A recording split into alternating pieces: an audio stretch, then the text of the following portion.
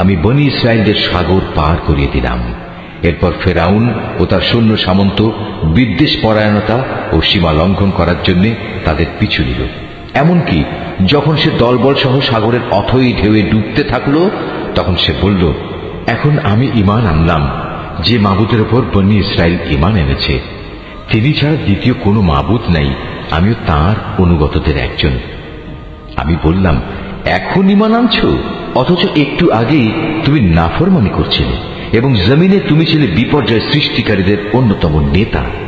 আজ তো আমি তোমাকে, অর্থাৎ তোমার লাশকেই বাঁচিয়ে রাখবো, যাতে করে তুমি তোমার লাশ পরবর্তী প্রজন্মের জন্য একটা বড় আকারের নিদর্শন হয়ে থাকতে পারো। অবশ্য অধিকাংশ মানুষই আমার এসব নিদর্শন থেকে সম্পূর্ণ অজ্ঞ ও বেখবর। ফেরাউনকে ডুবিয়ে মারার পর আমি বনী ইসরায়েলের লোকদের বরকতপূর্ণ ও উৎকৃষ্ট আবাসভূমিতে বসবাস করালাম এবং তাদের জন্য উত্তম জীবন উপকরণের ব্যবস্থা করলাম। অতঃপর তারা নিজেদের মধ্যে মতবিরোধ শুরু করে দিল। এমনকি যখন দিনের সঠিক জ্ঞান তাদের কাছে এসে পৌঁছল, তারপরেও তারা মতবিরোধ থেকে ফিরে এলো না। অবশ্যই তোমার মালিক কিয়ামতের দিন তাদের সেসব বিষয়ের ফয়সালা করে দেবেন যা নিয়ে তারা নিজেদের মাঝে বিভেদ করত। হে নবী, আজ আমি তোমার উপর যে কিতাব নাজিল করেছি তাতে বর্ণিত কোনো ঘটনার ব্যাপারে যদি তোমার মনে কোনো সন্দেহ থাকে, তাহলে সেসব লোকের কাছে এসব ঘটনা জিজ্ঞেস করো যারা তোমার আগে তাদের উপর নাজিল করার কিতাব পড়ে আসছে।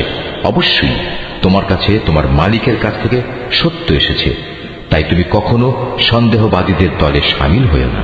আর তুমি তাদের দলেও শামিল হয়েও না যারা আল্লাহর আয়াতসমূহ মিথ্যা প্রতিপন্ন করেছে। এরূপ করলে তুমি ক্ষতিগ্রস্তদের অন্তর্ভুক্ত হয়ে যাবে। হে নবী, অবশ্যই তাদের ব্যাপারে তোমার মালিকের কথা সত্য প্রমাণিত হয়ে গেছে যে তারা কখনো ঈমান আনবে না। এমনকি তাদের কাছে আল্লাহর প্রত্যেকটি নিদর্শন এসে পৌঁছলেও তারা ঈমান আনবে এমন নয়, যতক্ষণ না তারা কঠিন আযাব নিজেদের চোখে দেখতে পাবে। ইউনুস নবীর সম্প্রদায় ব্যতীত অন্য কোন জনপদ এমন ছিল না যারা এভাবে আযাব দেখে ঈমান এনেছে এবং তাদের এ ঈমান তাদের কোনো উপকার করতে পেরেছে। তারা যখন আযাব আসতে দেখে আল্লাহর উপর ঈমান আনল, তখন আমি তাদের এ পার্থিব জীবনের অপমানকর আযাব তাদের কাছ থেকে সরিয়ে নিলাম এবং তাদের আমি এক বিশেষ সময় পর্যন্ত জীবনের উপায় উপকরণ থেকে উপকৃত হতেও সুযোগ দিলাম।